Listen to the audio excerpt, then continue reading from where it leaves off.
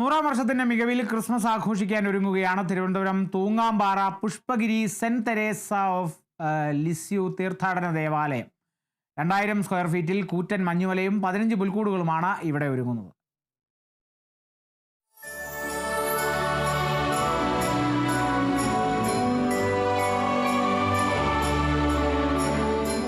വിശുദ്ധ കൊച്ചുത്രേസ്യയുടെ നാമത്തിലുള്ള ലോകത്തിലെ ആദ്യത്തെ ദേവാലയമാണ് Thoongampara Saint Teresa of Lisieux തീർത്ഥാടന ദേവാലയം.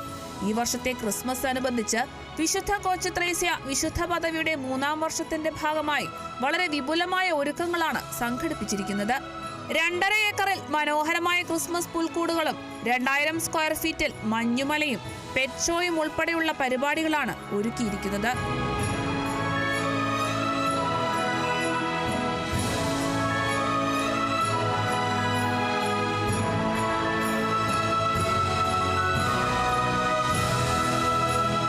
ലോകത്തിലെ വിശുദ്ധ കൊച്ചുത്രേസ്യ നാമത്തിലുള്ള ലോകത്തിലെ ആദ്യത്തെ ദേവാലയമാണ്.